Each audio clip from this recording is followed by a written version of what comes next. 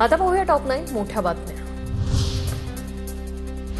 निवडणुकापूर्वीच शेतकऱ्यांच्या खात्यात 2000 जमा। प्रधानमंत्री किसान सन्मान निधीचा 21वा हप्ता वितरित। महाराष्ट्रातील 90 लाख शेतकऱ्यांना थेट लाभ। पालिका निवडणुकीची तारीख जाहीर झाल्यानंतरच ठाकरे बंधूंच्या युतीची घोषणा होणार। ठाकरेंच्या शिवसेनेचे प्रवक्ते हर्षल प्रधान यांची माहिती। ठाकरे मनसे जागा वाटपाबाबत चर्चा झाल्याची सूत्रांची माहिती। शरद पवारांच्या राष्ट्रवादीच्या इच्छुक उमेदवारांचं थेट वर्ल्ड बँकेला पत्र। पिंपरी चिंचवड पालिका निवडणूक लढण्यासाठी 30 कोटी रुपयांच्या कर्जाची मागणी। लाडकी बहीण योजनेप्रमाणे प्रभागातील महिलांना प्रत्येकी 10,000 रुपये देण्यासाठी पैशांची मागणी। नागपूरच्या भांडेवाडी परिसरातील बिबट्या जेरबंद। डाट मारून बिबट्याला बेशुद्ध केल्यानंतर वन विभागानं बिबट्याला जेरबंद केलं।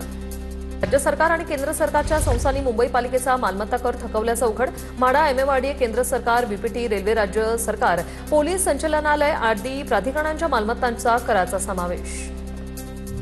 शिक्षकांच्या बदल्या 30 मे नंतर करू नका। उच्च न्यायालयाने राज्य शासनाला दिले आदेश। प्रशासकीय गरज आणि अपवादात्मक परिस्थितीतच मुदतीनंतर बदल्या करता येतील, न्यायालयाकडून स्पष्ट।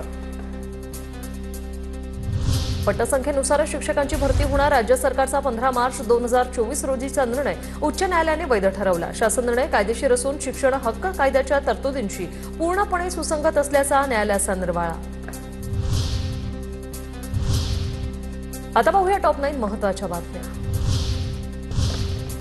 वन्य प्राण्यांमुळे झालेल्या नुकसानीचा पीक विमा योजनेत समावेश। केंद्र सरकारकडून शेतकऱ्यांसाठी महत्त्वाचा निर्णय।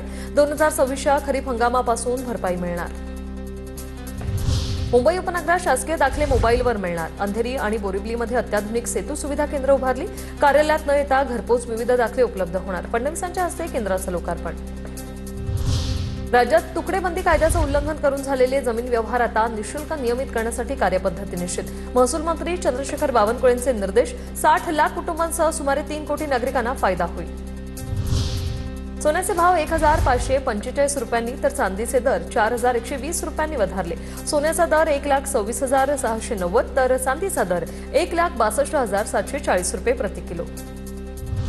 नवी मुंबई विमानतळावरून नाताळपासून रोज 23 उड्डाणं होणार। नवी मुंबई विमानतळ सुरुवातीला 12 तास खुलं राहणार। विमानतळाच्या सुनियोजित संचलनासाठी एक विशेष मंच स्थापन।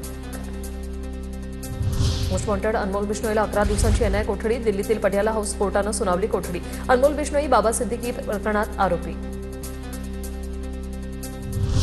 छत्रपती संभाजीनगरमध्ये पुन्हा एकदा अतिक्रमण हटाव मोहीम। पैठण गेट परिसरात मोठी कारवाई। पोलिसांचा तगडा बंदोबस्त।